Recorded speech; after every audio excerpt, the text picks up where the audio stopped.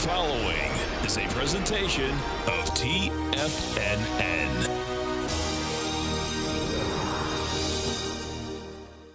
The Tom O'Brien Show is produced every business day. Tom takes your phone calls toll free at 1-877-927-6648. Internationally at 727-445-1044. Let's go to our man Dave in Claremont. Hey, Dave, Happy New Year. What's happening, man? Happy New Year to you, my brother. How are you, sir? I'm doing great, man. How you been? I am doing well, man. I'm doing well. Can I throw a quote out at you? Sure. In the market, somebody knows something. Someone always knows something. That statement was made by a great trader by the name of Tom O'Brien about 6-7 years ago. Oh, yeah? And it kind of hit me like a brick. But you're right. Somebody always knows something.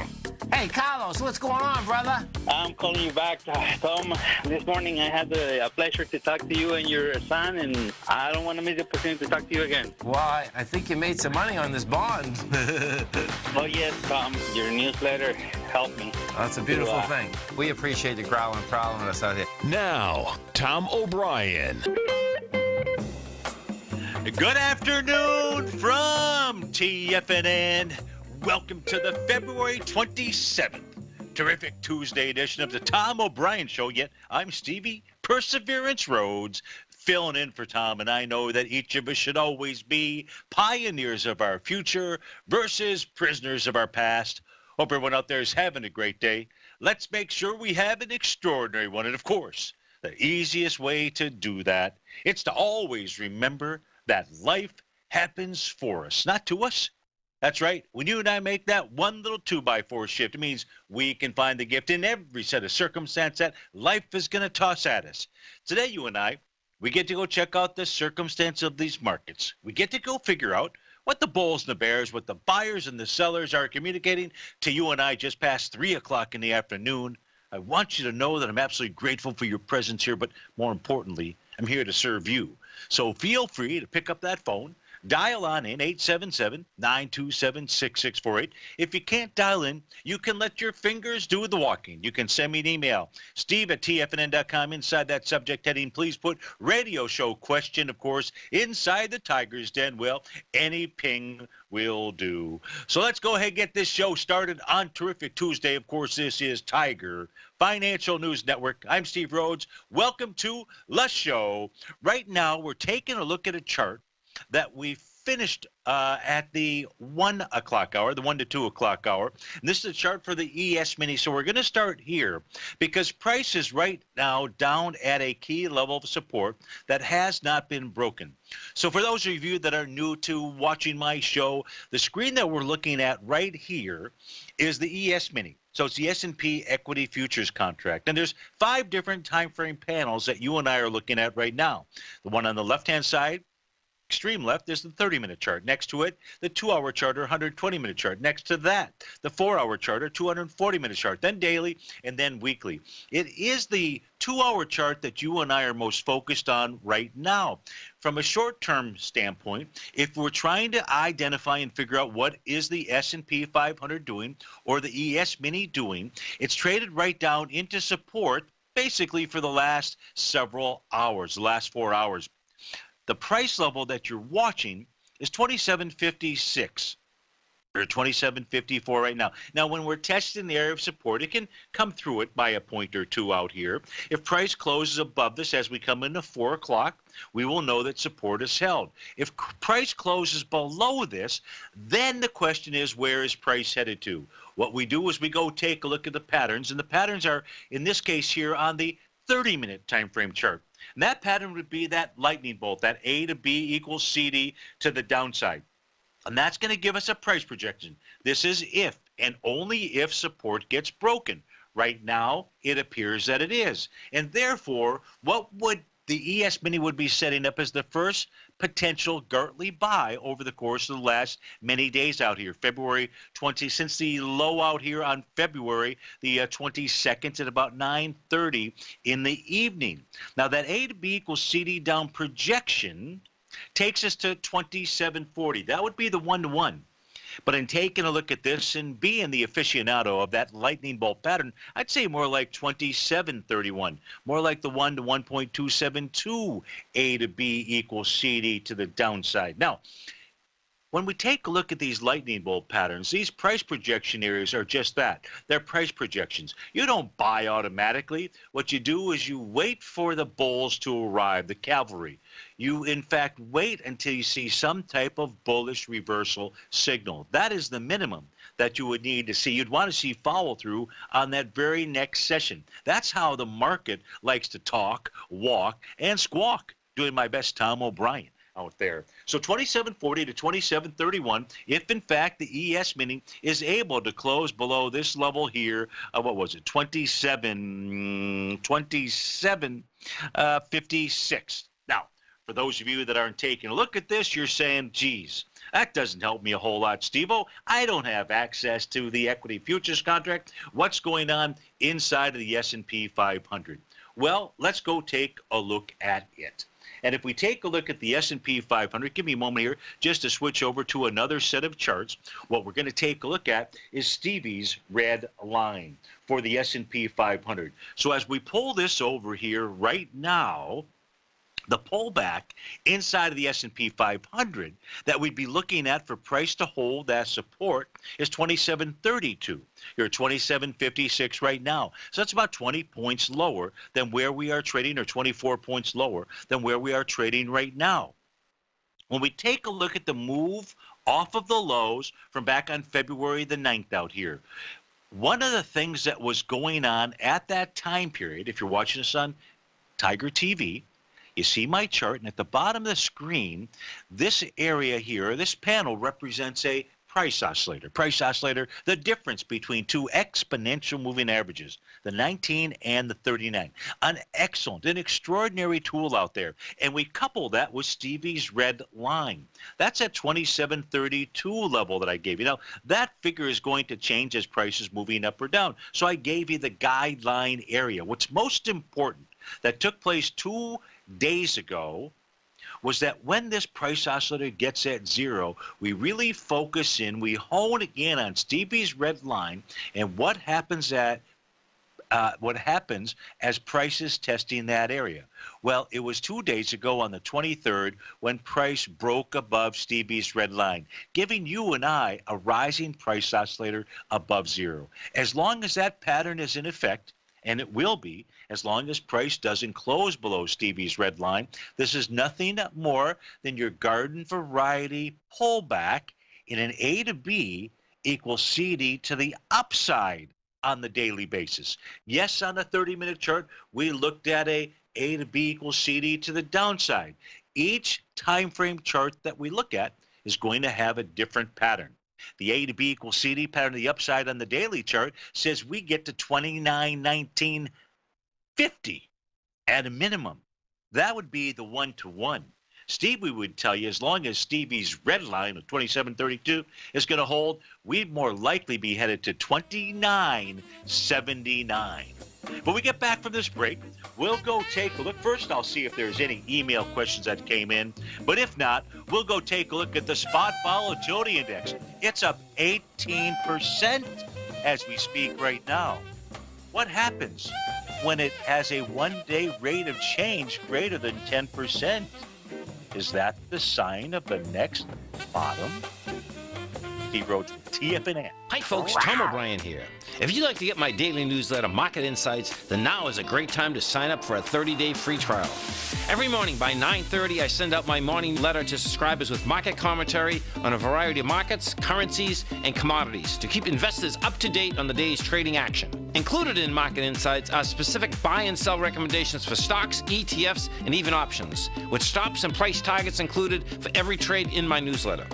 If you'd like to try my newsletter risk-free for 30 days, then head over to the front page of TFNN and you'll find Market Insights under Trading Newsletters. I use my years of trading experience to bisect and dissect the market every morning and give my subscribers the most important information they need to know for the day ahead. I even issue afternoon updates for my subscribers whenever warranted with important market action. I'm always scouring the market for the next great trading opportunity. Sign up for your 30-day free trial to my daily newsletter, Market Insights, today by visiting the front page of TFNN.com. Wow! Go get 'em, folks.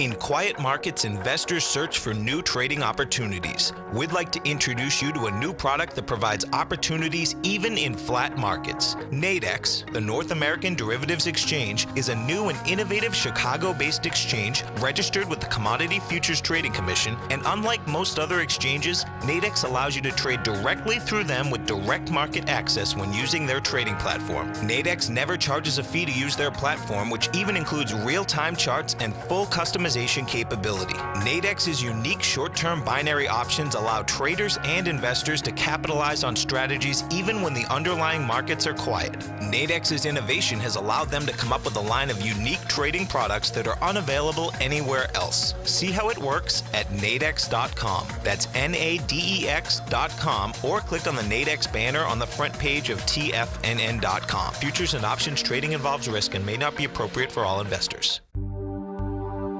Until recently, it was almost impossible for the average investor to hedge against currency risk in Europe or Japan. For a bold trade on Europe or Japan that protects against moves in currency, trade HEGE or HEGJ, 2 times currency hedged leveraged ETFs from Direction Investments. Visit directioninvestments.com today. An investor should consider the investment objectives, risks, charges, and expenses of the Direction shares carefully before investing. The prospectus and summary prospectus contain this and other information about Direction shares. To obtain a prospectus or summary prospectus, please contact Direction shares at 866-476-7523. The prospectus or summary prospectus should be read carefully before investing. An investment in the funds is subject to risk, including the possible loss of principal. The funds are designed to be utilized only by sophisticated investors such as traders and active investors. Distributor Foreside Fund Services, LLC. Tom takes your phone calls now. Toll free at 1-877-927-6648. Internationally at 727-445-1044. Welcome back to the Tom O'Brien Show, folks. I'm your guest host, Steve Rhodes, filling in for Tom for the day. And we did get an email question that came in from James. And James is going to get a twofer because his question was, hi, Steve, how about the Dow? Where is it headed? And I'm going to give you my answer, but then we're going to get the twofer. We're going to go to Basil Chapman in just a moment. So to the downside, what you'd be looking at, James, is the Dow possibly heading down to 25,255. That number's going to change. That's Stevie's red line. But longer term, until that level is broken, a close below, I would say the Dow is headed to 26,866. Mr. Basil Chapman, how are you doing today? Hi, Steve. How are you?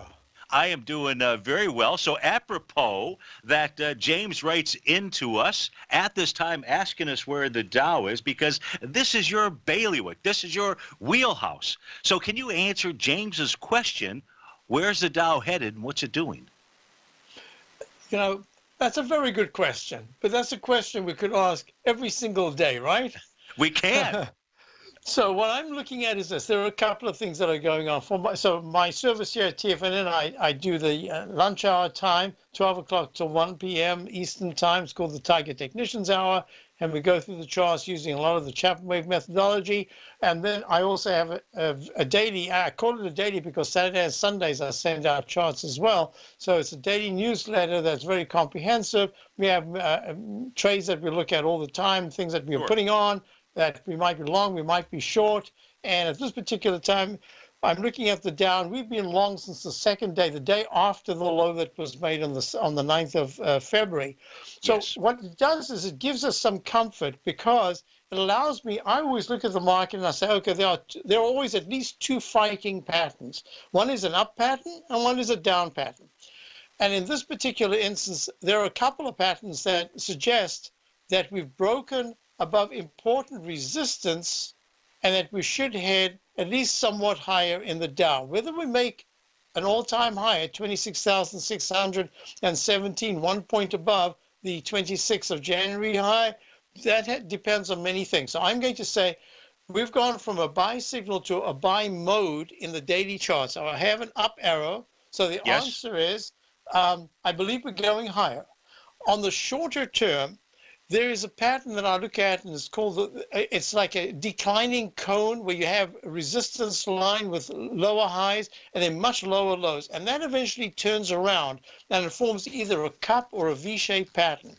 Here it's forming a V-shaped pattern, but it's kind of lopsided. It's taking a little bit more time on the right. I'll just do this quickly just to show you the difference. In the QQQ, that was a very sharp move from the low. It was an 18% correction, and we've gone almost straight down and straight up, just a couple of bars extra on the right. And the Dow, you can see, and the S&P are the same. They are struggling a little bit more. Absolutely. And so I need to talk to you about different time frames and what they mean. So we could say that we could say to James that both you and I believe, based on the different tools that we use, that we still believe that the Dow is headed higher. And at this stage here, it's just more of a normal retracement that we would expect. Except for two things. Look at the weekly chart. This is the severest decline. We've had 12% in the Dow. Look at the way we move so steadily. This is the daily on the left, weekly in the middle, monthly on the right. So look how steadily we moved. We walked the 9-period moving average in the monthly chart. We just nicked it on the 9th of February, just took it out and then went right back. And now we're almost about to close March. I don't see what would take the Dow to an all-time high in the next, what have we got, one more day left? Well, of course, absolutely. Yeah. So I don't see how we'll take that out. In the meantime, what I am looking at is there's an arch formation. That's one of the things I look at, especially when the weekly chart is at such a severe move down. Normally, I look for a trading range within, if we haven't taken out the low within 2 bars, which we haven't so far, I look for a range within that, and that's what I'm actually expecting. So higher prices, and then I think we bump into a lot of resistance in the Dow. And it might not even be all that much higher, but I think higher. And that's the one thing. So the answer is, I think we're going higher, but I also now I'm getting a much better picture, and I think chop, chop, chop, we can have a very choppy couple of weeks in a trading band.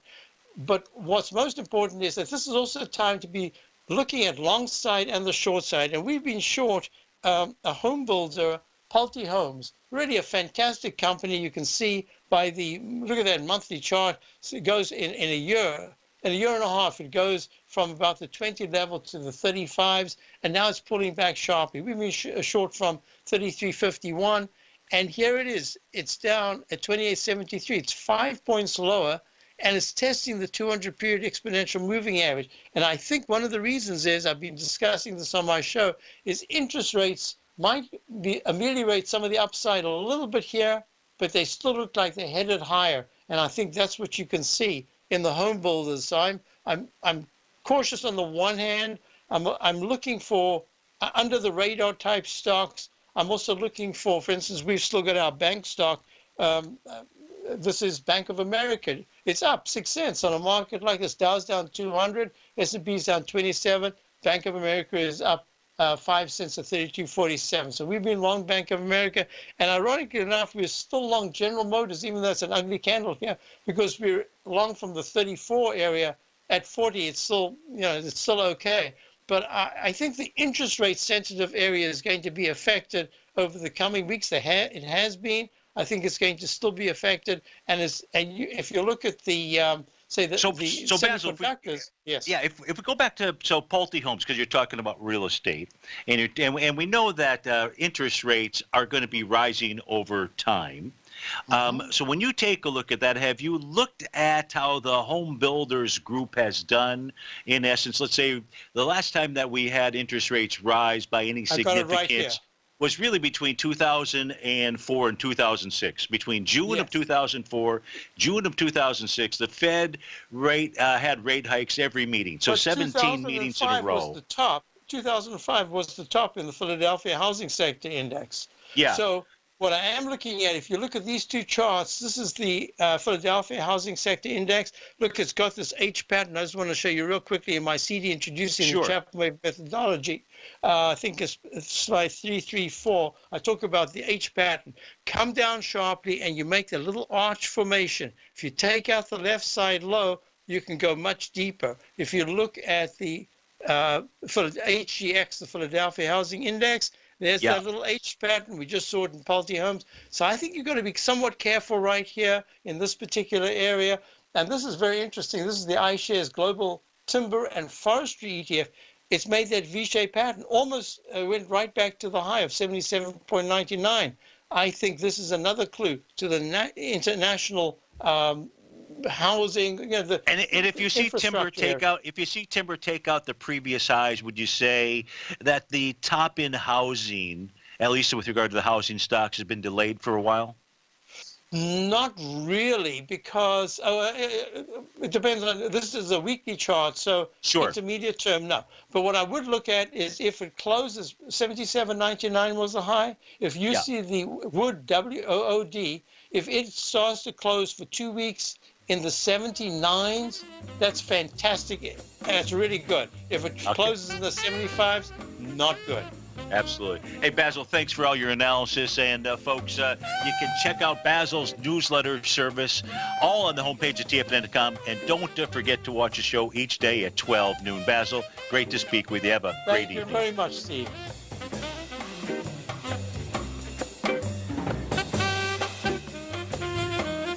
No matter what kind of trader you are, 2018 is a great time to try out a subscription to Tom O'Brien's Gold Report. Whether you just plan on diversifying your portfolio with some exposure to gold and gold mining equities, or you're a gold bull that sees 2018 as the year of commodities, now is a great time to sign up for the Gold Report. Tom O'Brien publishes his Gold Report every Monday morning before the market opens and covers a variety of topics including gold, silver, platinum, copper, the XAU and HUI, the dollar, bonds, South African rand, as well as more than 20 of the most actively traded mining equities. Start your 2018 off with a bang and sign up for the Gold Report today. The Gold Report is a long-term newsletter where the focus is on building real wealth through the management of a successful portfolio of gold stocks. For all the details and to start your subscription right now, visit the front page of TFNN.com and you'll find the Gold Report under Investment Newsletters. Today, it's hard to tell if the economy is coming or going. Regardless, I want my money going in the direction I choose. If that's your stance as well, then you want to know how Everbank can help keep your money thriving just the way you want. Is growing your money a priority? Everbank is committed to a yield pledge promise to pay high yields on your checking, money market, and CD balances. Looking to diversify? Everbank ingeniously developed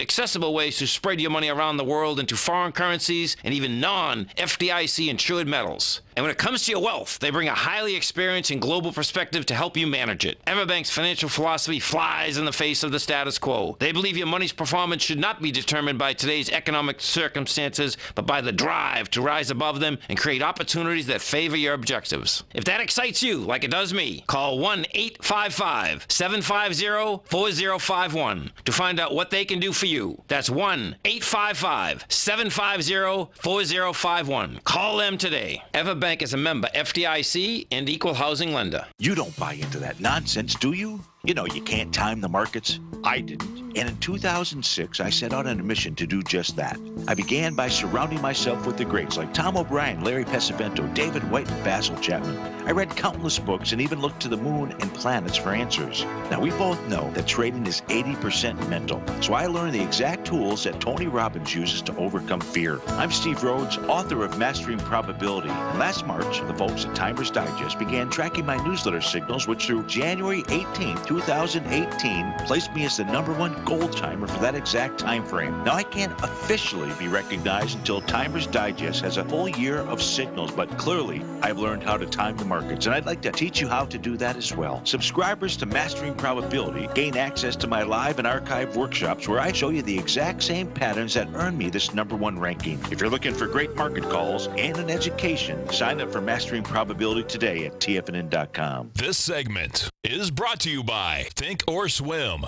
For more information, just click the Think or Swim banner on the front page of TFNN.com.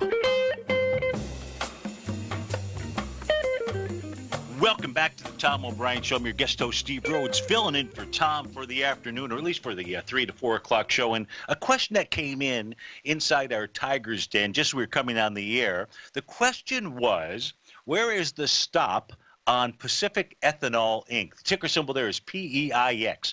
So what you and I are doing right now is we're looking at 3 different time frame charts for this. Now, this is trading at $4.25, and the chart on your left-hand side, the left-hand panel, is the daily time frame for Pacific Ethanol.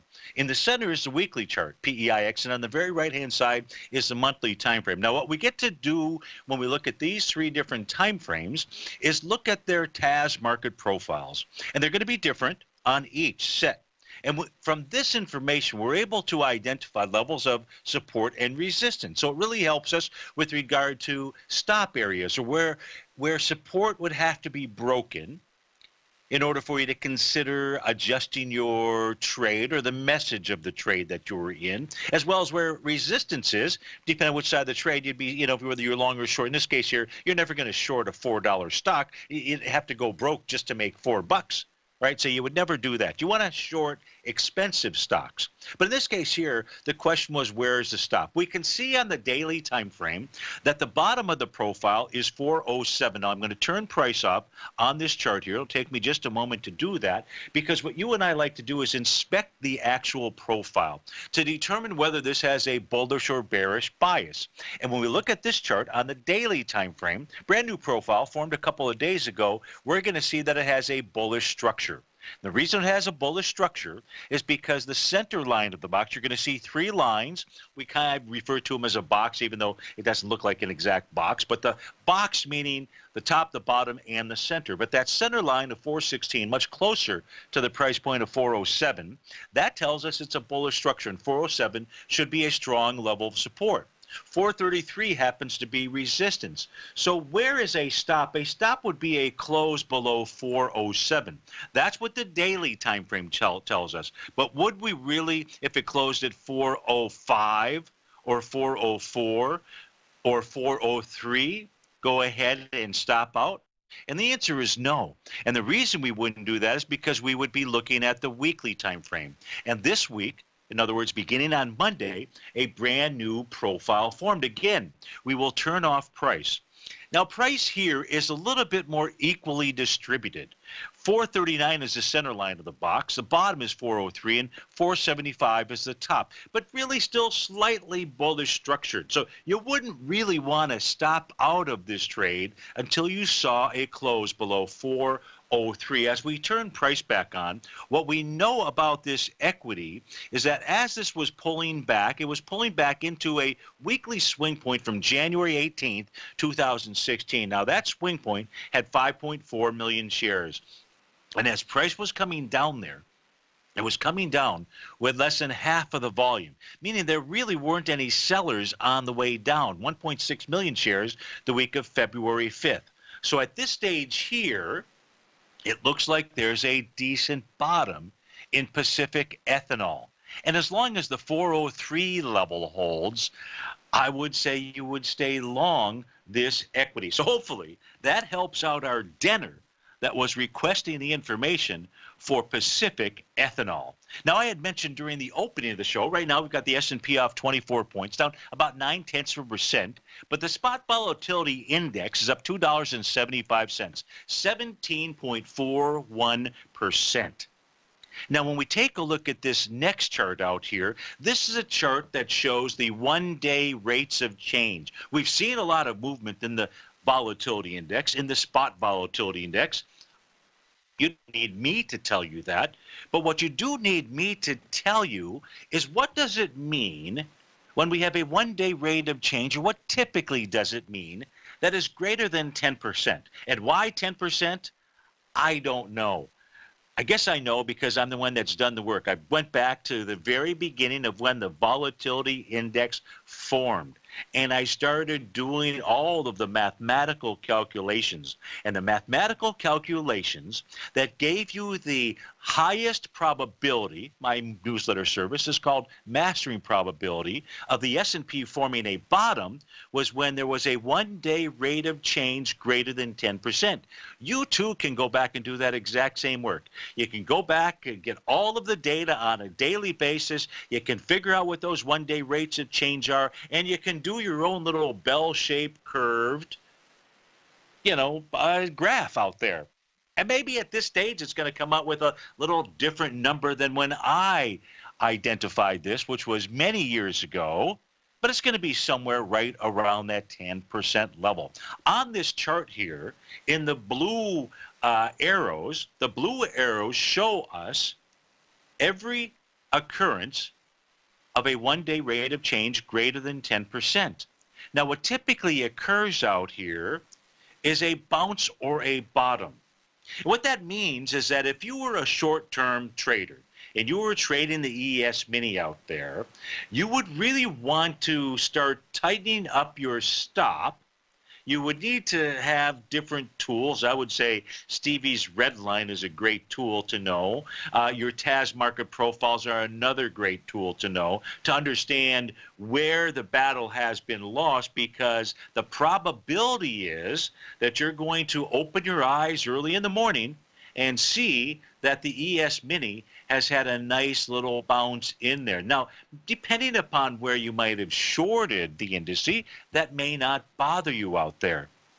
But it's also a possibility, and we're still in this uptrend, and you're going to see green arrows on my chart as well.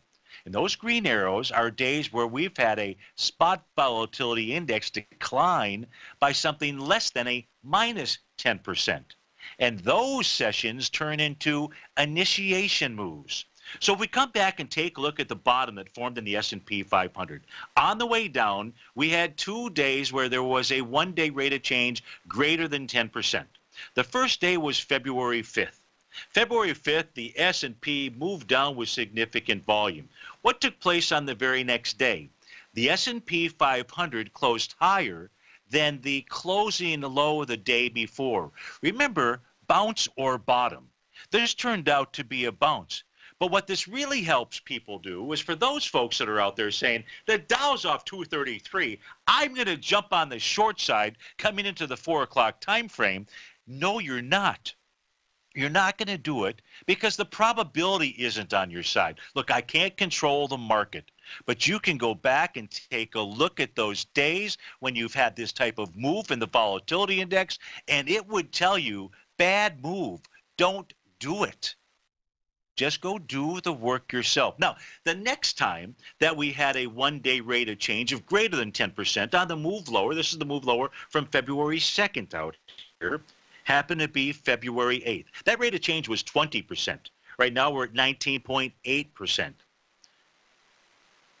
Would you have wanted to really jump on the short side? No. Where did the S&P close the next day, February 9th? That's right. It closed above the closing low out there. And February 9th was the bottom. And that day was a one-day rate of change at minus 13.15%, a sign of a bottom. A few days later, February 14th, minus 22%, and a couple of days ago, minus 11%. Initiation moves to higher prices across the board. Steve Rhodes with TFNN. Right. It's a special month at TFNN, and with market volatility back, we've decided to hold an open house in our Tiger's Den. For this month only, you can get a full 30 days of Tiger's Den membership without paying anything. The Tiger's Den is our interactive chat room where you can chat with other tigers and tigresses along with the TFNN hosts during each of their programs. For all of the details and to start your 30-day free trial to the Tiger's Den today, visit the front page of TFNN.com before this deal is gone. Tiger TV is an exciting way to experience TFNN programming. See high-definition video, giving you crystal clear charts, as well as seeing some of the faces of TFNN's highly acclaimed financial experts with crisp, full-fidelity sound. Catch Tom O'Brien, John Logan, Steve Rhodes, Basil Chapman, Larry Pesavento, Think or Swim, David White, Andy Hecht, and Daryl Martin in crystal clear, high-definition audio and video. Tiger TV, exclusively at TFNN.com. David White's newsletter, The Technology Insider, is focused like a laser on finding the next big things in technology. If you had invested only $10,000 in Microsoft in 1986, you'd have been a millionaire by 2000. Disruptive technology like Microsoft's is the key to these massive long-term profits, and the Tech Insider is the vehicle from TFNN to capitalize on these opportunities. This is the go-to newsletter that identifies, monitors, and profits on mostly little-known cutting-edge companies with great long long-term prospects. David's experience is as an inventor of Emmy-winning animation products for TV and Hollywood that propelled a company public. Match that with 14 years as a full-time trader, and he's uniquely qualified to guide you through the light-speed world of ever-evolving high-tech. If you're ready to ride the next big technology bull market for less than $40 per month, log on to TFNN.com and get your 2-week free trial to the Technology Insider. Get in on the ground floor of the next big thing today. The Path of Least Resistance is David White's daily trading newsletter, and if you're looking for active trading ideas, then now's a perfect time for a 30-day free trial to this powerful daily trading advisory service. David uses his years of trading experience to offer his subscribers his trading ideas each morning in his Path of Least Resistance newsletter. Using a combination of equity trades along with options, David keeps his subscribers up to date with all pertinent market information with intraday afternoon updates when warranted.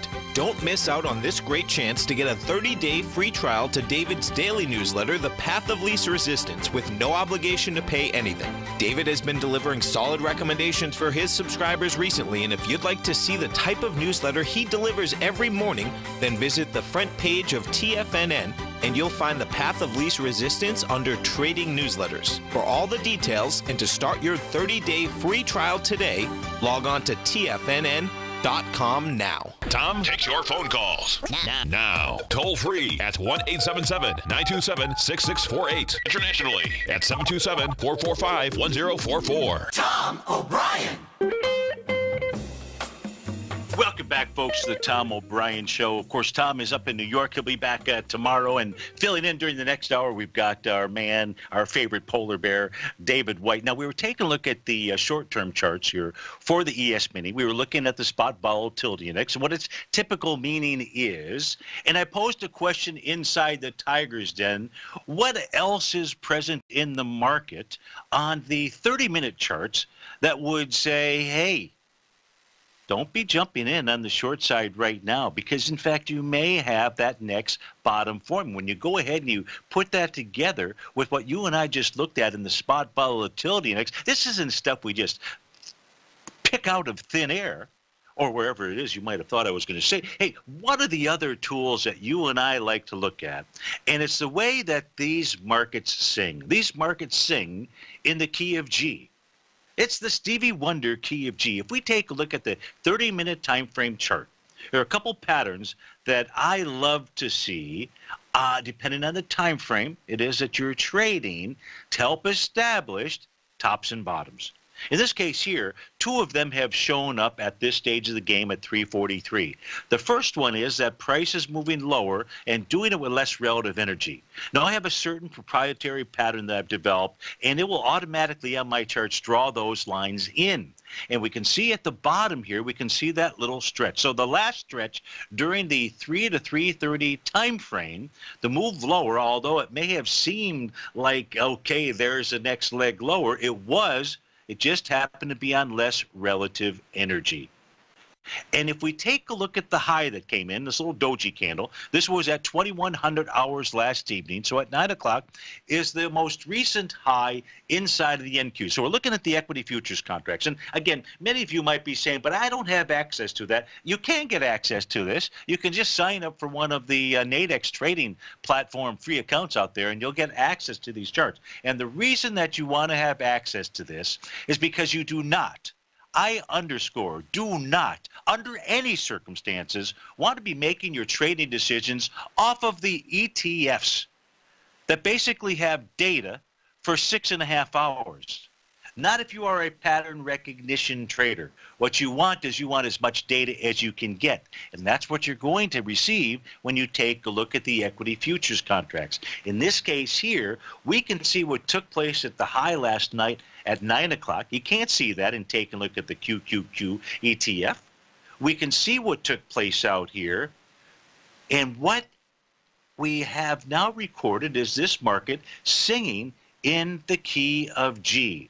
The low that it made coming into this 3:30 time frame, and we might see a lower low until we see a higher low, and this is a portion of the Chapman wave system, but this is not anything really to do with the Chapman Wave system. For that, you have to go sign up for Basil's workshops and let him teach you that tool. But in this case here, we're taking a look at this T of G or seventh inning stretch out there. And oftentimes, and I do mean oftentimes, that can be the sign of a top or bottom. In fact, if you went back and you took a look at the NQ, you'll see that since the 22nd, it was making its short-term tops always at that seventh wave move. Now, the key here inside the NQ, really over the course of the coming hours, has this given us this bottoming signal just yet? The answer is no, it hasn't. It has presented itself with a couple of patterns that you would keep your eye on. But it's another reason, and what I don't want to, what traders so often do, and look, I will raise my hand, when I knew nothing about technical analysis and it was just about the emotion, I get that emotional sense. And you're saying to yourself, it's all been just a counter trend move. And now that I see the market moving lower, I want to jump in and I want to get a piece of that short action out there.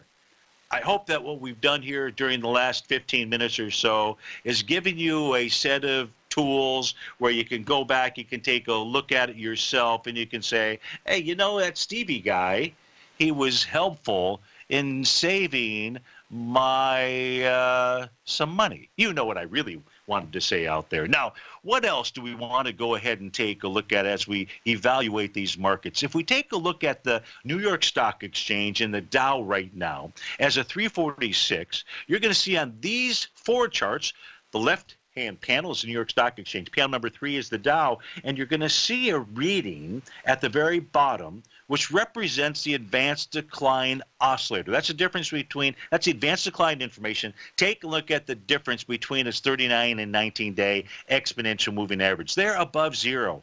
When it's above zero, it's like a football game. It tells you who's got the ball. In this case here, it's either the Bulls team or the Bears team. And it's the Bulls team as we speak right now inside the New York Stock Exchange. To the extent that you believe that is the wider swath of the market, they are the ones with the ball. In the case of the Dow, right now the reading is 0.48. It is also above zero. This is telling us that it is the Bulls that have the ball out here. Now, the spot volatility index, it's been a little booger out here.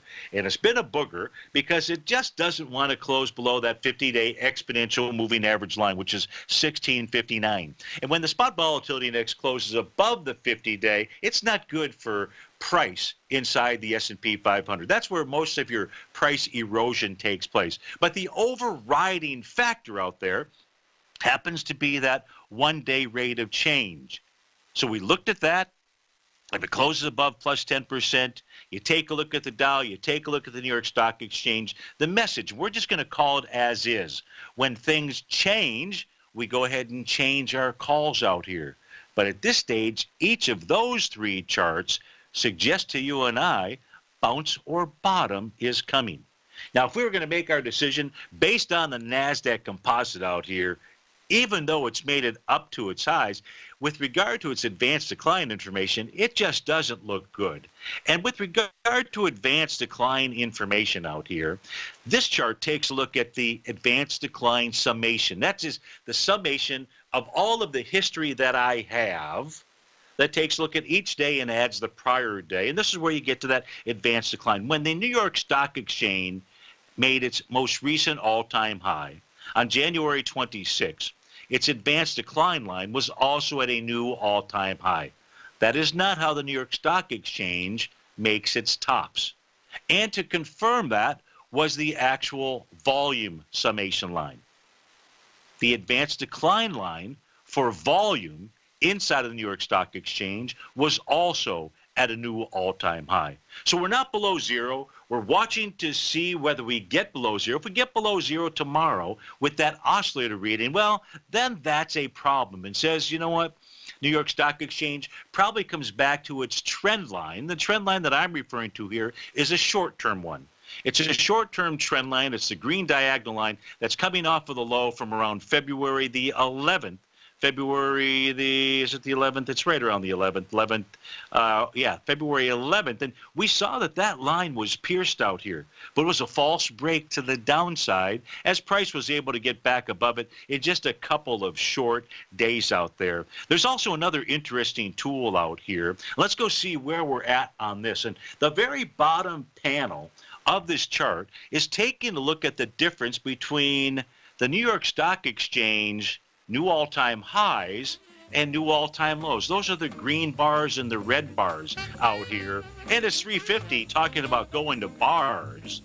Well, when we come back from this break, let's go take a look at it, because as we speak right now, it actually has a bullish signal. Steve Rhodes with TFNN. Right.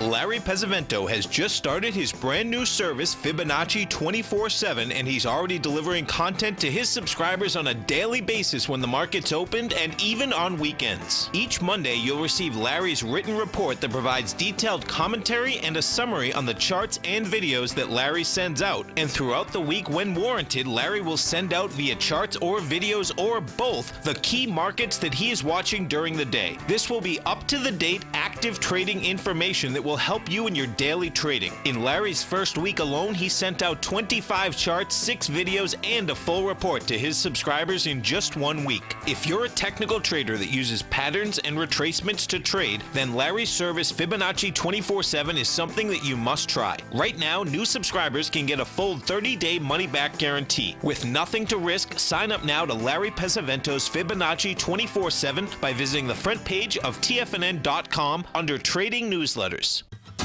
Since 1984, Basil Chapman has been using the Chapman Wave methodology to advise traders of his expert market opinion.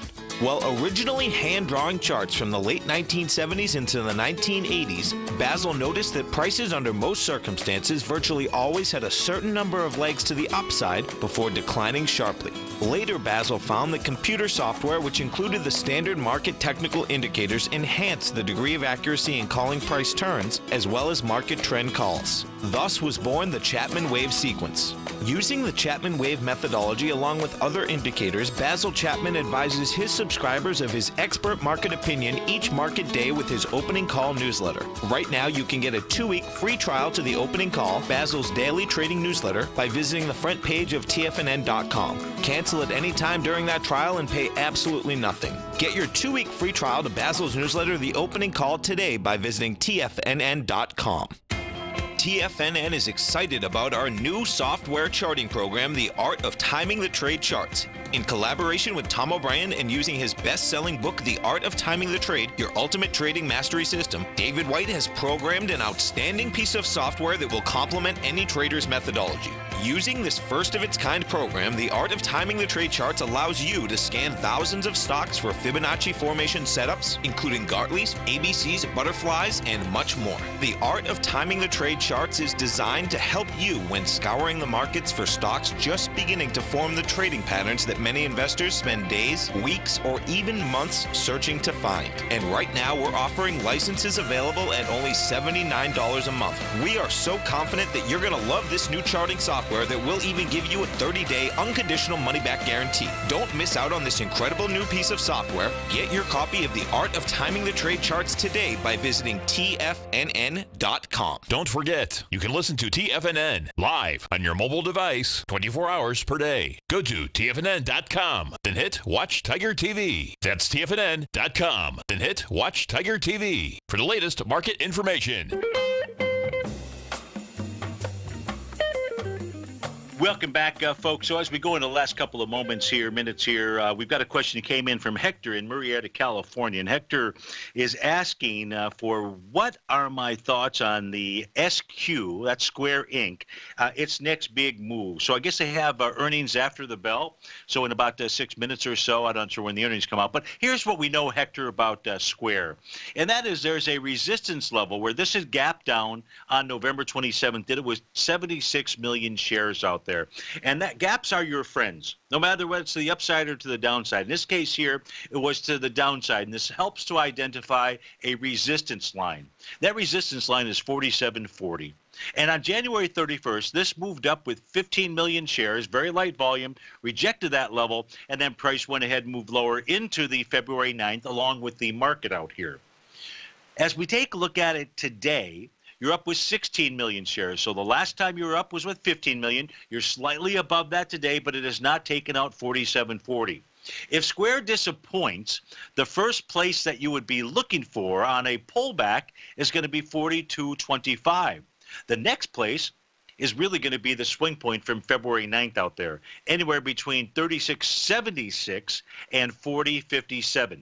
Now, should the market respond well to Square, and let's really say it's going to be in the morning after the market opens versus after hours, and this gap's higher, as long as price were to stay above 47.40, then old resistance would become new support. Doesn't have the volume to suggest to me or you that this thing is going to take out the highs. Doesn't mean that it won't. It's just not tipping its hat right now. And run back to 42.25 or even that swing point is definitely game on for Square. Phil also writes in and says 27.60. Does a close over 27.60 save the ES Mini? And if we take a look at the ES Mini out here, the real level, Phil, inside the ES is really Stevie's red line at 27.32. As long as that holds out there, it's game on to the upside. Folks, great to be with you. Stay tuned.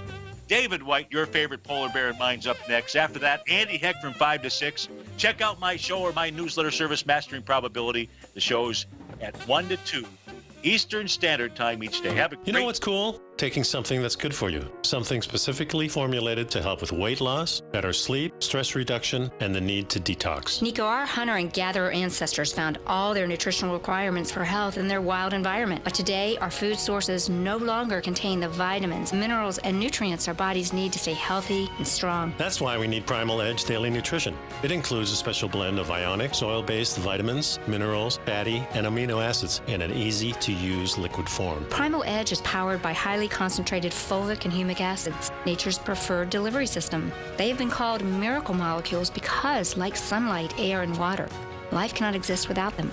That's right, Paige. They ensure we receive all the nutrition we need to be healthy and thrive. We take it every morning. Primal Edge, formulated and approved by Nico and Paige of Living a Primal Lifestyle. Buy it today for just $89. Click on the Primal Edge banner on the front page of TFNN.com.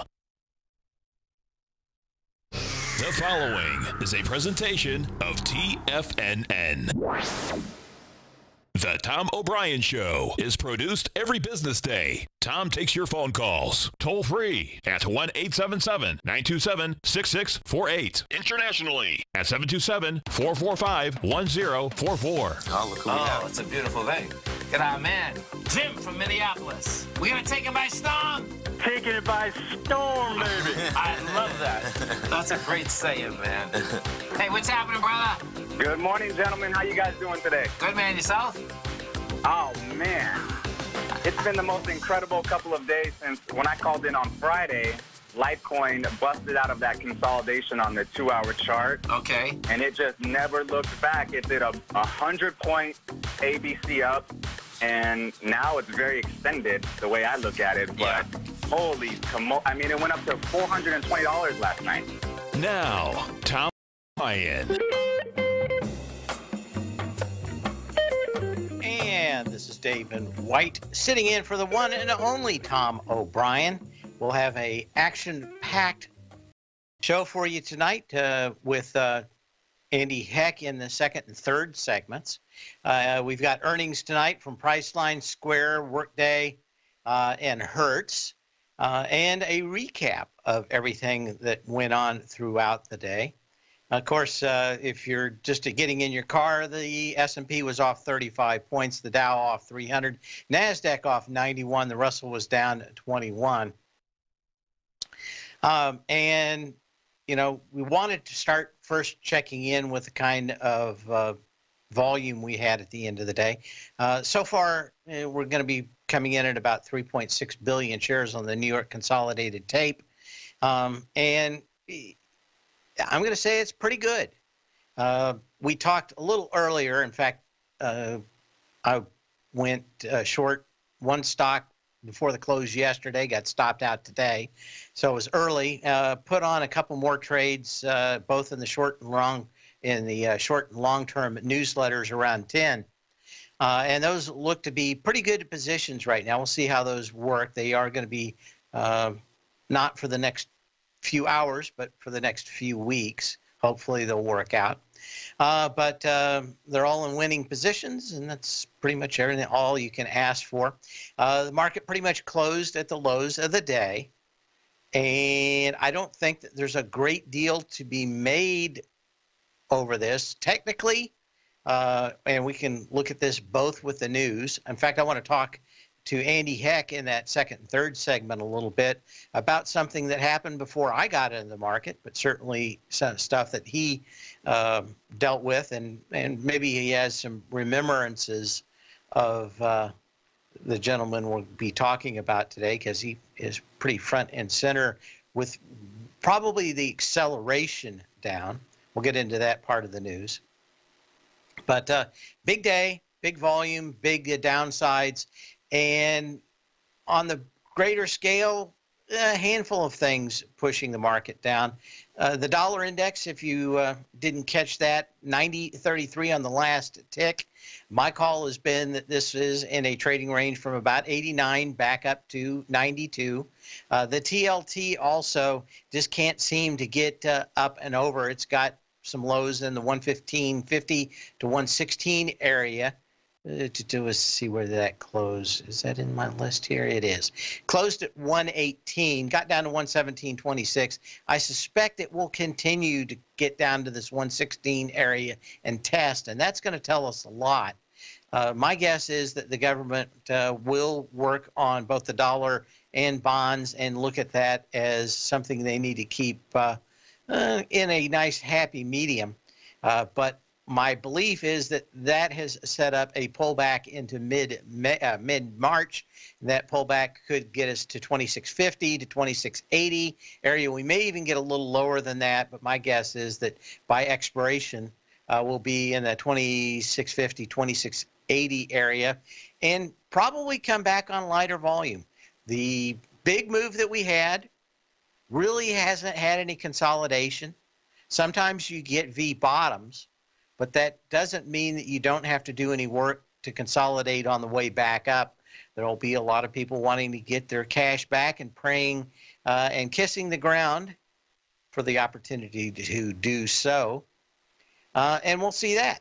So we'll go through a handful of these. We had some big losers out here today, but we'll not talk too much about that and get into the second segment. But and why don't we just talk a little bit about the news that did happen today, then we'll be ready for Andy Heck.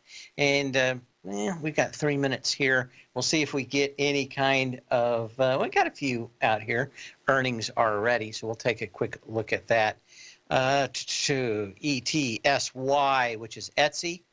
Let's see if we can't get a chart up of that also. ETSY.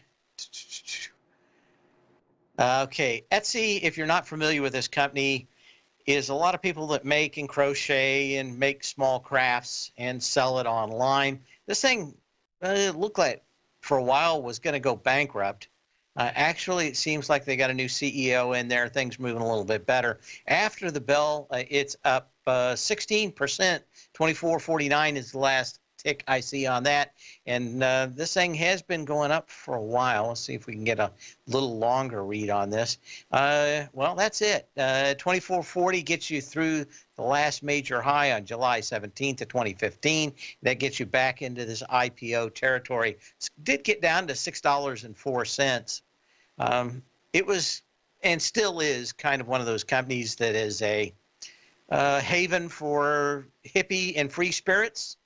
And the problem was that they just, whenever the people would make enough stuff that they could make a living, they wouldn't make any more. So the company and the makers didn't ever really profit. The new CEO's kind of come in. He's cleaned house. He's made it known that you need to kind of make a little bit more than just getting by money, and that's done a lot for it. A lot of shorts in this thing from the IPO. As I said, this thing got down to $6. Probably a little long in the tooth to be shorting it here, but up 18 cents. Some of the other ones that we were looking at today was AutoZone. These were some of the worst hit of the day. Down on huge volume going through basically the support areas that even went back, and the spike that went through the worst part of April 5th through, February 5th through April. I can't even say it. February 5th through February 9th, he said. I'll get it right. But kind of an interesting setup out here, and, just blew out the lows. Again, not a good day to disappoint. Selling continued throughout the day on a handful of these. And the question is AutoZone or any of the other auto parts companies immune to Amazon getting into their business, or is there something bigger or different going on in these? Of course, it's got down to $4.91 on July 20th on the heels of everybody believing that these companies were done. Got back up to $7.97. And, of course, now it's probably going to consolidate somewhere in this area right above 600 to 650. Well, as we said, if you didn't catch it, off 35 today on the S&P 500. Dow was off almost 300 within a couple of spikes. And I suspect we're going to have a nice little pullback here, some consolidation. So if you didn't buy the bottom, I think you're going to get another opportunity. If you didn't short today, well, you're probably going to wait for that long position down a little bit lower. But we'll be back. Hi folks, Tom O'Brien here. If you'd like to get my daily newsletter, Market Insights, then now is a great time to sign up for a 30-day free trial. Every morning by 9:30, I send out my morning letter to subscribers with market commentary on a variety of markets, currencies, and commodities to keep investors up to date on the day's trading action. Included in Market Insights are specific buy and sell recommendations for stocks, ETFs, and even options, with stops and price targets included for every trade in my newsletter. If you'd like to try my newsletter risk-free for 30 days, then head over to the front page of TFNN and you'll find Market Insights under Trading Newsletters. I use my years of trading experience to bisect and dissect the market every morning and give my subscribers the most important information they need to know for the day ahead. I even issue afternoon updates for my subscribers whenever warranted with important market action. I'm always scouring the market for the next great trading opportunity. Sign up for your 30-day free trial to my daily newsletter, Market Insights, today by visiting the front page of TFNN.com. Wow! Go get 'em, folks. Has the current market volatility continued to stop you out of trades when the market spikes against you? Now is the perfect time to open up an account with Nadex. Nadex, the North American Derivatives Exchange, is a brand new, completely regulated Chicago-based exchange, and unlike most other exchanges, Nadex allows you to trade directly through them with direct market access when using their completely free trading platform, which also features real-time charts and full customization capability. One of the advantages of trading with Nadex in volatile markets is that your risk is always capped and you have the ability of keeping your trades open even when the market spikes against you. Nadex is completely brand new with a line of unique trading products that are unavailable anywhere else. See how it works at nadex.com. That's NADEX.com. Or click on the Nadex banner on the front page of TFNN.com. Futures and options trading involves risk and may not be appropriate for all investors. Are China A shares hot or not? If you trade China A shares, now may be time to take a closer look. Trade CHAU or CHAD, Directions Daily CSI 300 China A Share Bull and Bear ETFs. China A shares in either direction. Visit directioninvestments.com today. An investor should consider the investment objectives, risks, charges, and expenses of the Direction shares carefully before investing. The prospectus and summary prospectus contain this and other information about Direction shares. To obtain a prospectus or summary prospectus, please contact Direction shares at 866-476-7523. The prospectus or summary prospectus should be read carefully before investing. An investment in the funds is subject to risk, including the possible loss of principal. The funds are designed to be utilized only by sophisticated investors such as traders and active investors. Distributor Foreside Fund Services, LLC. Tom takes your phone calls. Now, toll free at 1-877-927-6648. Internationally at 727-445-1044. And we're back. This is Dave White sitting in for the one and only Tom O'Brien.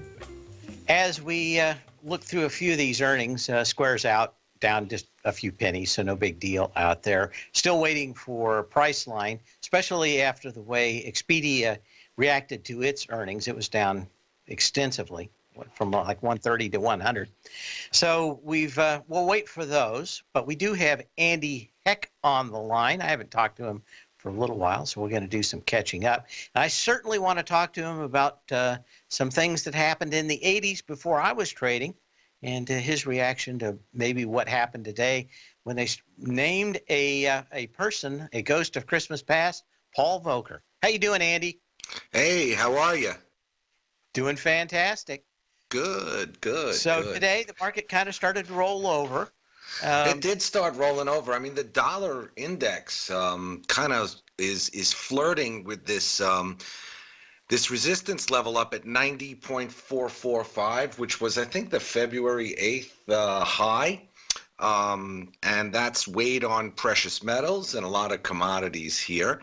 Also, the comments before Congress, which I don't know if you watched. I watched them this morning. They were pretty comical, some of the questioning that was going on. But I certainly found the humor in it.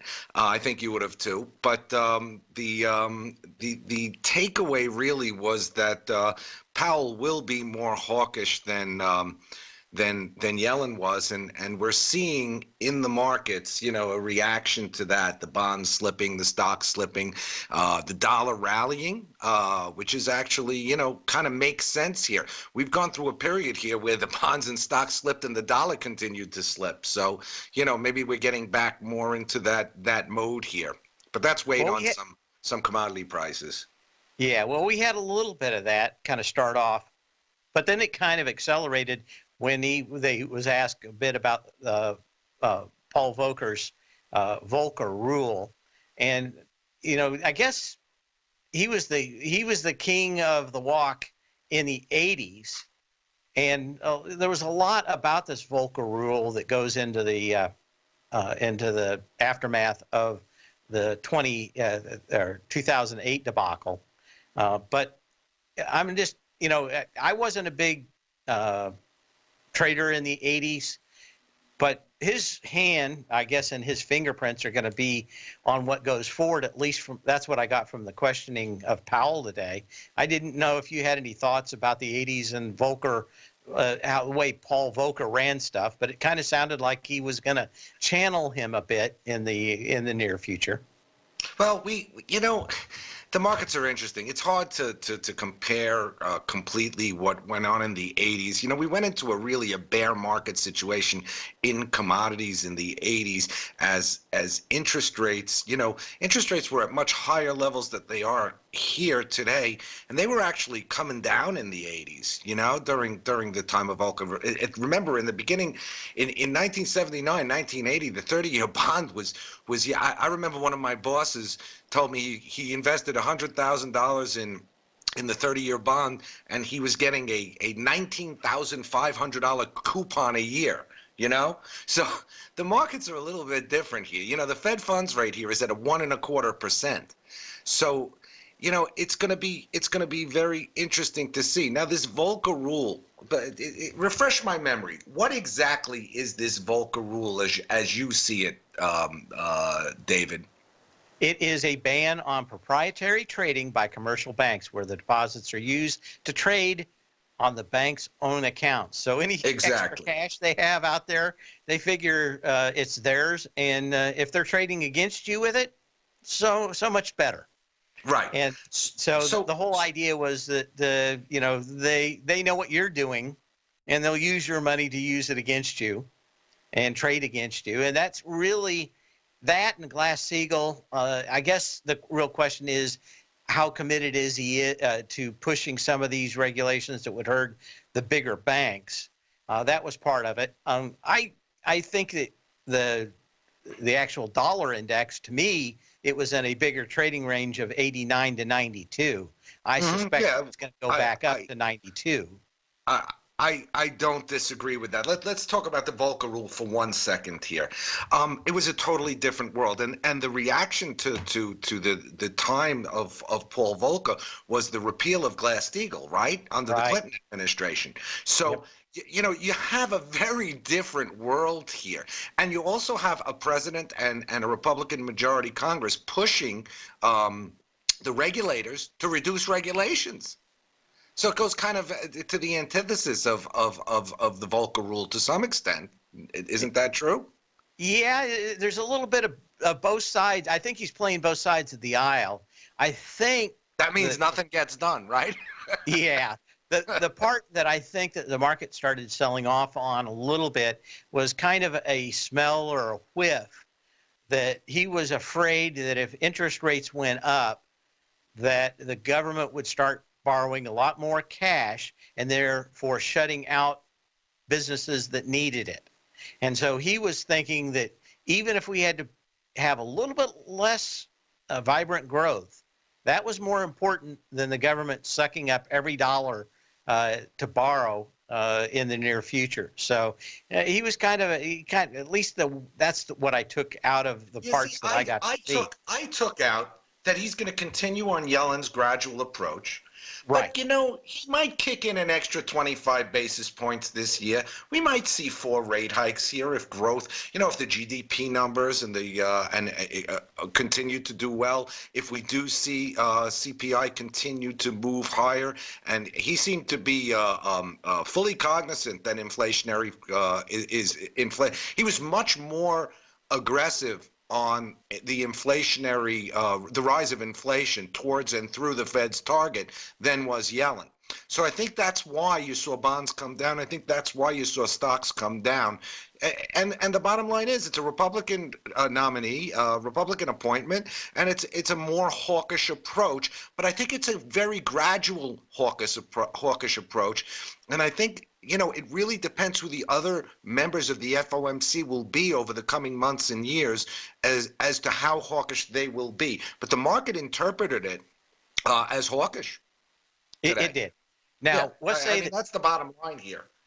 Let's say that the dollar index goes to 92. What does that lay in store for our commodities? It's a correction. I mean, it's a correction. The historical inverse relationship between the dollar and commodity prices is very firm, and they are many are trading tick for tick with the dollar. But I look at it a different way. I view this as a long-term bear market in the dollar. From 1985 through 1992, we had a 7-year down move in the dollar.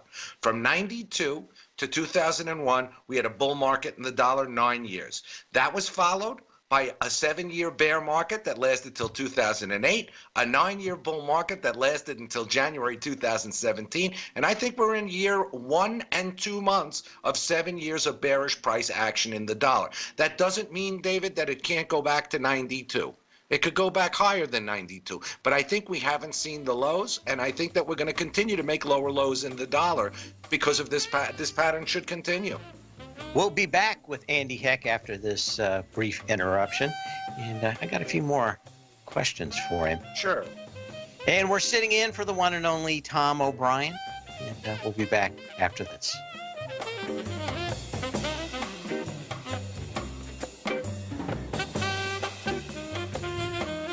Today, it's hard to tell if the economy is coming or going. Regardless, I want my money going in the direction I choose. If that's your stance as well, then you want to know how Everbank can help keep your money thriving just the way you want. Is growing your money a priority? Everbank is committed to a yield pledge promise to pay high yields on your checking, money market, and CD balances. Looking to diversify? Everbank ingeniously developed accessible ways to spread your money around the world into foreign currencies and even non-FDIC insured metals. And when it comes to your wealth, they bring a highly experienced and global perspective to help you manage it. Everbank's financial philosophy flies in the face of the status quo. They believe your money's performance should not be determined by today's economic circumstances, but by the drive to rise above them and create opportunities that favor your objectives. If that excites you, like it does me, call 1-855-750-4051 to find out what they can do for you. That's 1-855-750-4051. Call them today. Everbank Bank is a member FDIC and equal housing lender. No matter what kind of trader you are, 2018 is a great time to try out a subscription to Tom O'Brien's Gold Report. Whether you just plan on diversifying your portfolio with some exposure to gold and gold mining equities, or you're a gold bull that sees 2018 as the year of commodities, now is a great time to sign up for the Gold Report. Tom O'Brien publishes his Gold Report every Monday morning before the market opens and covers a variety of topics, including gold, silver, platinum, copper, the XAU and HUI, the dollar, bonds, South African rand, as well as more than 20 of the most actively traded mining equities. Start your 2018 off with a bang and sign up for the Gold Report today. The Gold Report is a long-term newsletter where the focus is on building real wealth through the management of a successful portfolio of gold stocks. For all the details and to start your subscription right now, visit the front page of TFNN.com and you'll find the Gold Report under Investment Newsletters. TFNN has put together the finest programming lineup each trading day, featuring some of the most knowledgeable and respected financial minds in the nation to educate traders and investors. On Mondays, Wednesdays, and Fridays, we broadcast 8 hours a day, starting at 9 a.m. as Larry Pesavento kicks us off with Trade What You See. Tuesdays and Thursdays, we broadcast 11 hours. Get an early and healthy start to your day as Nico and Paige bring you Living a Primal Lifestyle. Then catch Andy Hecht at 5 p.m. with the Commodities Hour, following the Tom O'Brien Show. Swim lessons from TD Ameritrade Thinkorswim is now at 11 a.m., followed by Basil Chapman at 12 noon. See the TFNN program lineup via the link on the front page of TFNN.com to get a complete overview of our TFNN shows and hosts. And keep TFNN's Tiger TV tuned in on your mobile device, PC, or Mac for the latest financial news and information throughout the broadcasting day. TFNN.com, educating investors. This segment is brought to you by Think or Swim. For more information, just click the Think or Swim banner on the front page of TFNN.com. And we're back. Oil was off 99 cents, 62.92 on crude. Gold off $13.70, 13.19. Silver was off 20 cents today. And even Dr. Copper off almost a nickel at 3.15. So we saw the movement out there. Can you read anything in the tea leaves from today's movement? You know, I'm looking at these markets, and I am overall a commodities bull, but markets don't move linearly. You know, there's fits and starts. I think that, you know, these corrections can get deeper. Look, copper could get down to $3 and still look okay. Crude oil can go down to $55 and look okay. Gold can go down to $12.50 and look okay on the medium-term charts. So, you know, I'm not reading too much in this. I think that we're going to get another opportunity to buy. It's very hard to pick bottoms. When it comes to commodities, I'll be a scale-down buyer. You know, from starting at a little bit lower levels, I'm long some things here. I will add to them on the downside. Like I said, I think that this dollar is in a long-term bear, and I think that volatility is kind of the name of the game here as we go into the third month of the year. Also, remember, we're coming up to month end. There's some window dressing coming in. We're seeing a lot of commodities, particularly the agricultural commodities, roll from their March to May contracts. So we're seeing some distortions in those markets. And quite frankly, David, I think that the key to inflation could be in the grain markets this year, because if we don't get the sixth straight year of bumper crops, you know, demographics, population growth, wealth growth around the world means that every quarter there's 20 million more people on our planet competing for finite resources of foodstuffs. So the next time Mother Nature throws us a curveball, we could get very, very high corn, soybean, wheat prices, and other agricultural commodity prices. And that will feed directly into CPI, I believe. Is there a commodity outside the precious metals that would be the most helped by a lower dollar as we go forward, other than those the natural things that we think about?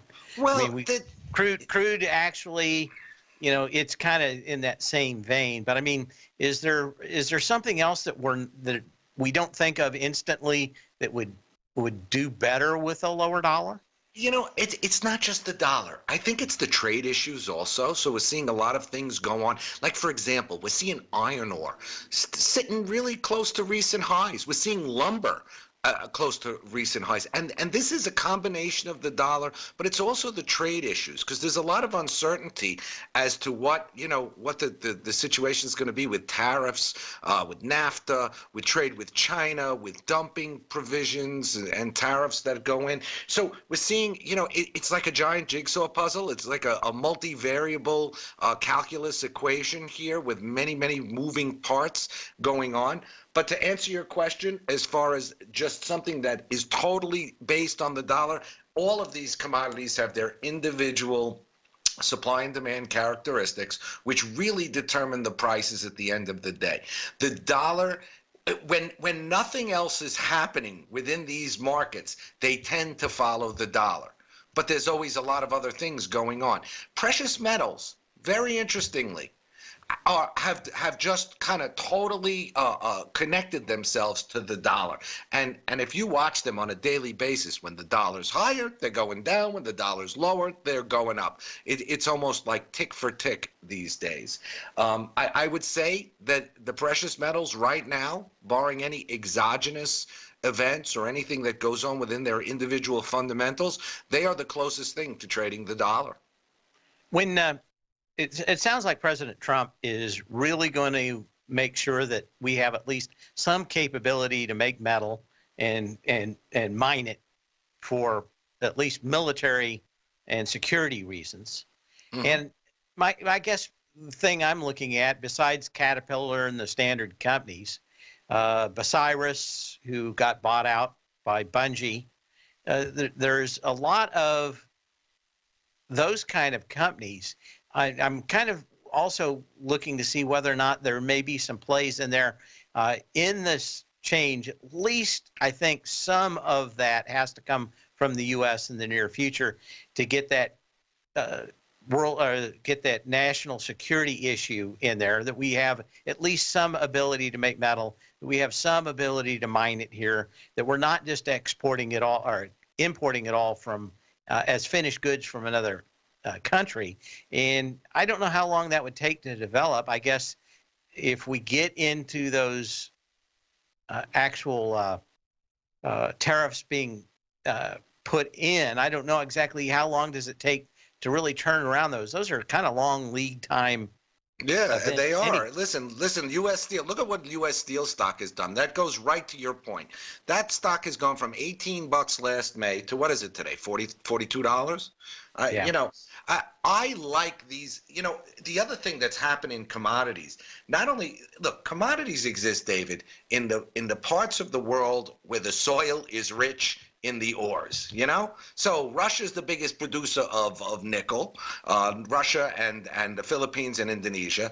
You have the most copper coming from Chile. You're not going to change that. We have copper production in this country in states like Arizona, in Nevada, in other states where it's rich in the crust of the earth, just like we have natural gas in the Marcellus and Utica Shale. You're not going to change that. But I think from an investment basis, the consolidation in the industry over recent years has made a number of companies emerge as powerhouses. One of them is Glencore. I actually love this stock here. I think that it's a scale down buy. You buy it on any weakness. I think they're well positioned in a myriad of markets to do very well. I think BHP, Rio Tinto, these are all, massive, multi-diversified companies producing, and Valley as well. The only caveat I put on Valley is it's Brazilian, and you always, you're taking that Brazilian risk, which is always a little funky. You know what I mean? We'll know pretty soon. They're out with earnings in the morning. And that stock has done great. I mean, that stock's up 20%.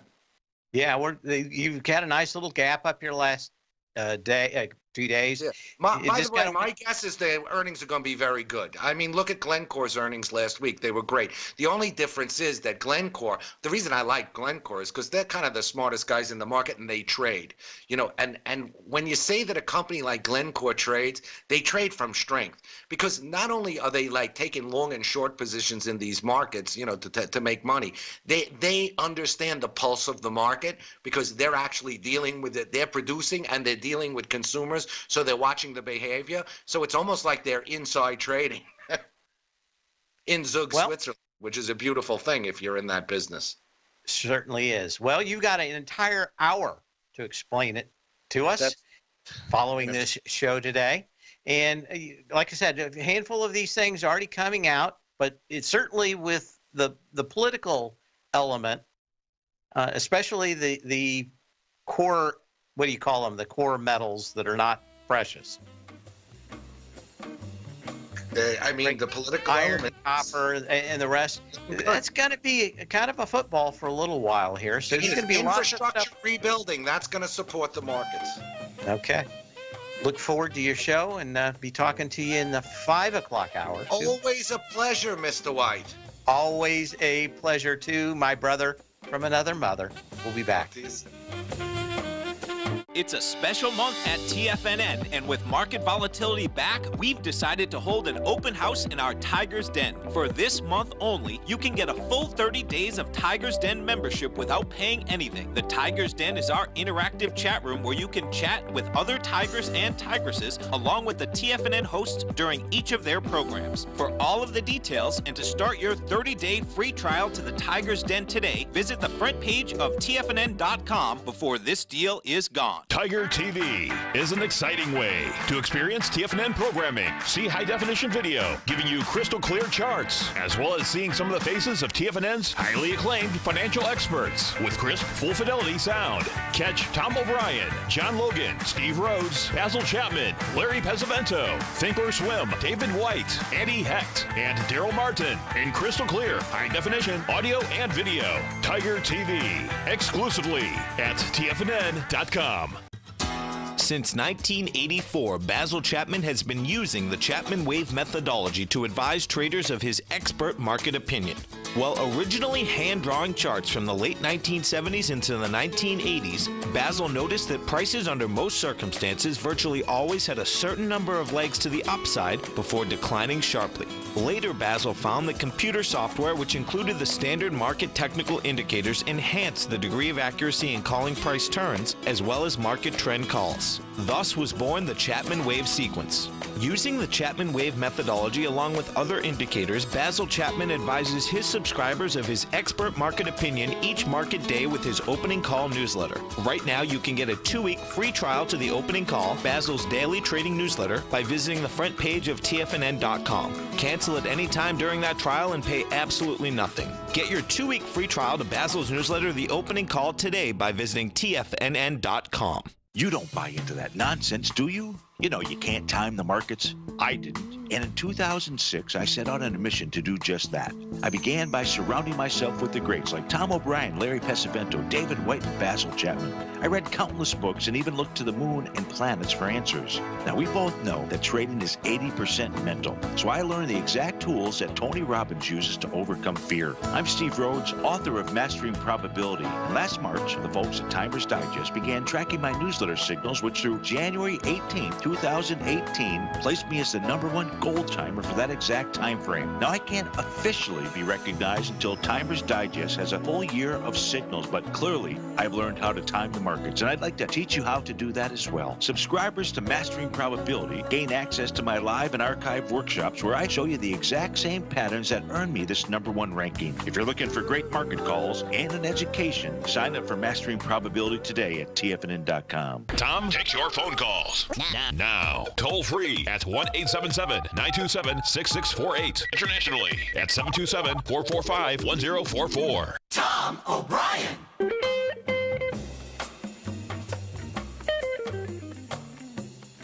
And this is Dave White sitting in for the one and only Tom O'Brien after the bell. Of course, a lot of earnings out tonight. Papa John's Pizza down 8% after the bell, and that'll break it through the November 28th low at 55.05, trading at 51.78. That sets up the next low at 41.72 if that holds into the open tomorrow. So we've got a little bit of action on that one. Weight Watchers up after the bell. Up 6% at 74.08 for the last tick. And that gets you back into this resistance level just before it came back down off of February 20th. So you're going to be fighting that, which is about that $74 level. You got the wick up to 77.19 that day. So we've got that. I was going to say a few of the stocks out here that are moving on news. Qualcomm, I'm going to watch it very closely tomorrow. We found out late in the day, didn't have much pull other than it sold off a little bit. But we've got the U.S. government starting to get involved in this buyout, and it hasn't even started yet. Normally they wait until they make some kind of deal and then tell them no. But the government officials are out looking at this deal already between Qualcomm and Avago. Although Avago said that they would move their headquarters, Broadcom, to the United States, I don't think that they're convinced about it. And if they're getting involved already, could be a heads up that this deal will not pass muster. And so if you're playing this on the idea that this thing is going higher because of the Avago buyout, I think there's a little bit of cloud cover on that action that came out after the bell. What do we have? Microsoft and Intel, or as they call it, Wintel, had a rather fairly decent day. Microsoft was out testing the high. You do have this pattern in a great deal of many stocks, and that's a little bit of dark cloud cover in the candlesticks. 23 million shares today compared to 30 million shares yesterday. So you went a little higher to 95.83, got close to 96.07, but the volume came in almost half again. So you've got to really watch, in fact, a little less than half today, of that February 1st high. Energy off these lows from somewhere around the February 5th to 9th on most of these stocks. The energy off that low back up to the highs, testing and retesting these highs hasn't been all that exciting. In fact, in Microsoft, it's been rather weak. I still think this thing gets to $100, but as my call earlier in my show and this one, it certainly looks to me like the S&P cash can pull back significantly to that 2650, 2680 range. And that would only be a consolidation of the next move higher. And everything I'm looking from options says that that could take us into the mid part of March, and then maybe the next move back up to hit new highs. So I'm not predicting the wheels falling off the wagon just yet, but there are a lot of these stocks that certainly were making signs of fairly light volume. In kind of non-attached news, I know that there's a lot of discussion in Tom's show about marijuana stocks. The one legal marijuana stocks has not been acting good. Looks like it could break down also a bit. That's GW Pharma. GWPH is the symbol on this. It's kind of hanging here. Volume increased just slightly over yesterday. But you're right at support. So you want to be watching this one, GWPH. For me, I would love for this to come back to about 96.42. That's the September 29th low. These guys are going to be working very hard at making replacements for opioid drugs for pain management. They are the only legal version of this right now in a drug company. No one else has a license to work with THC, the active ingredient marijuana. But yeah, $96.42 would be rather interesting if it can continue to come back on light volume to that 2.7 million share day on September 29th. The old saying is, high volume lows are not lows until they've been retested, and that's what I would be looking for in that. You can give me a call at 877-927-6648. You can always email me at path@tfnn.com or put a message in the den. As we said earlier, waiting for Priceline to give us a read.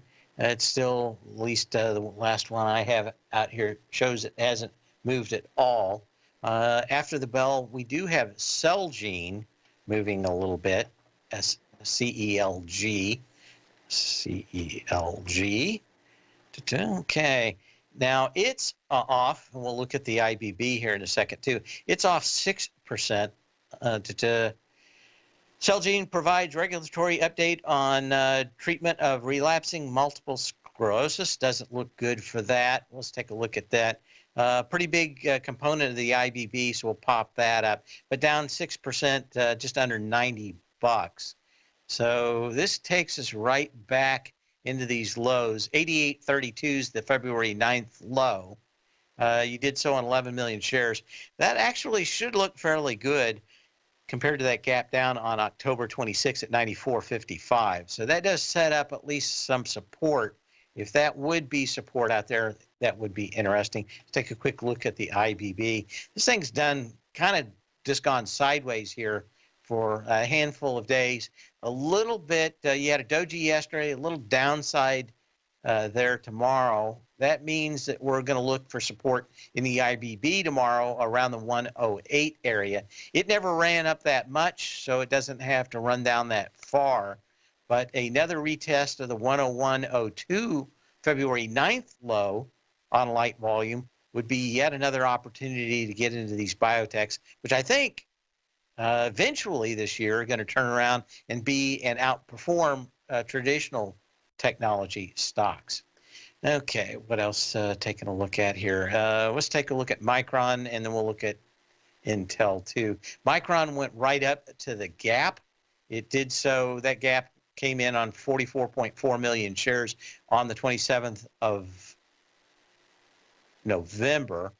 Today we had 41 million shares, 41 million shares yesterday, 48 million shares the day before. So you got a pretty good movement out here. The big destruction in Micron came on the 29th of November on 80 million shares. We've gone through that high. We're back to the gap. The volume really hasn't increased. And again, I use my power law vector indicator to show me the strength of the move from the lows back to the highs. It hasn't been that exciting, especially compared to this November 22nd high of last year to the December 4th low of 2017.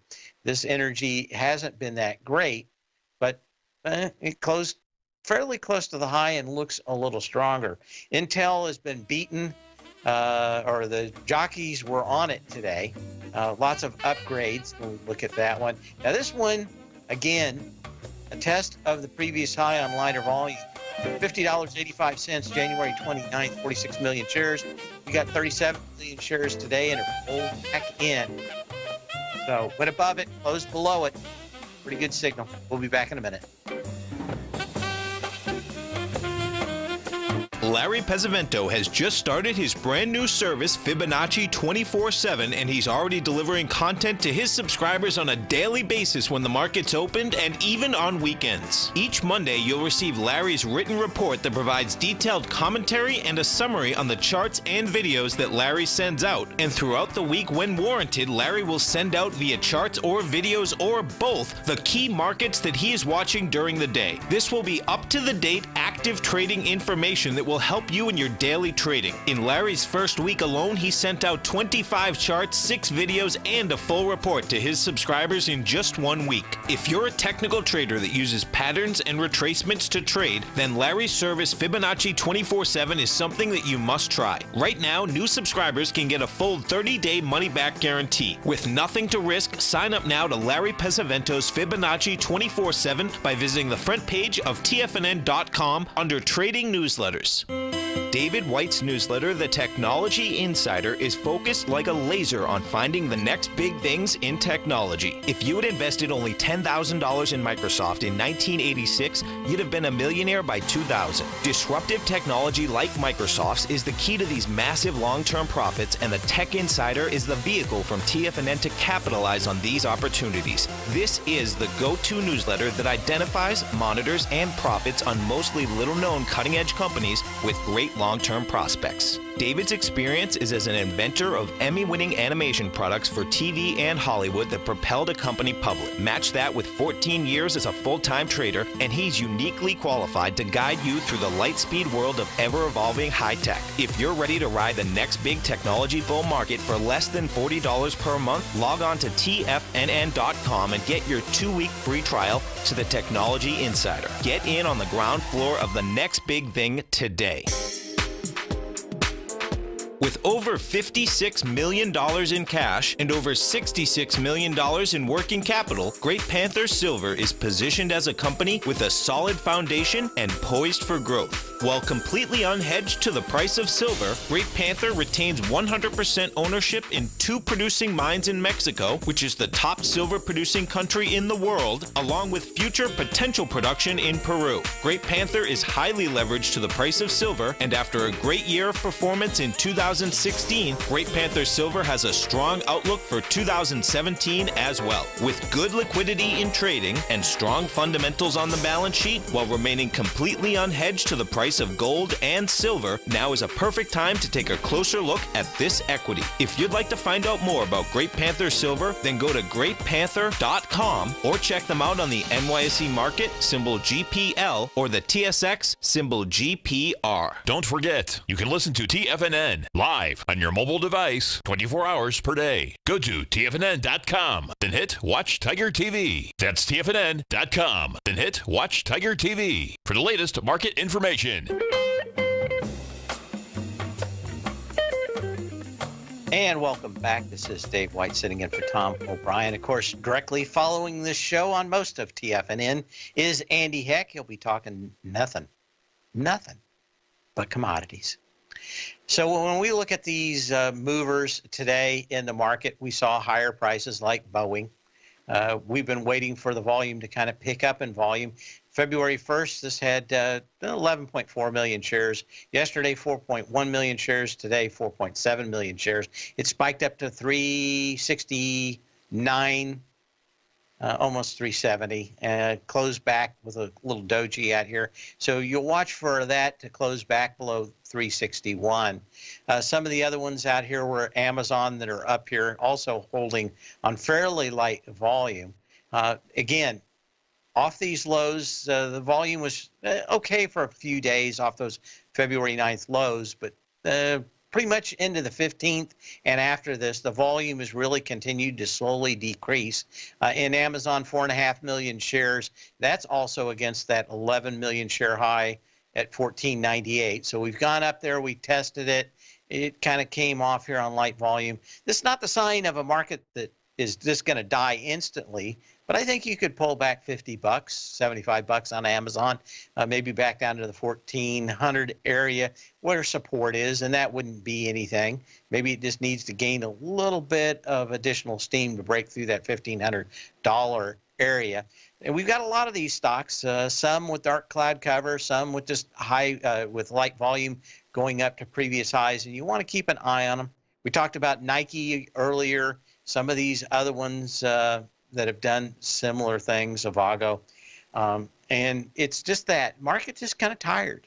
Needs to pull back, gain some strength, get some more steam. But in the meantime, we're going to probably pull back somewhere about 100 points off that high on the S&P cash. And I think that will be the point on light volume. Get ready to buy the next move higher. You can always check my newsletter out or newsletters out on the front page of TFNN. In the meantime, sell when you can, not when you have to. And I'll see you on my show, 2 o'clock tomorrow. Same bat channel, same bat time. platinum, grains, crude oil, gold, copper, cattle, hogs, gasoline, natural gas, coffee, cotton, cocoa, and sugar. These are just some of the commodities mentioned in the most recent issue of Andy Hecht's Techno-Mental Commodity Report. Andy publishes his weekly newsletter every Thursday morning, where he breaks down the commodity market and provides his subscribers with specific trading recommendations based on his trading methodology. By signing up for a free trial to the Techno-Mental Commodity Report, you'll get a full 30 days to try out this powerful newsletter service and see for yourself the types of trades Andy has recommended for his subscribers. When you sign up for a 30-day free trial, you're under no obligation to pay anything. And should you decide to continue, you will lock in the low rate of only $79 a month. Sign up right now for the Techno-Mental Commodity Report and make sure you're ready to catch the next big trade in commodities.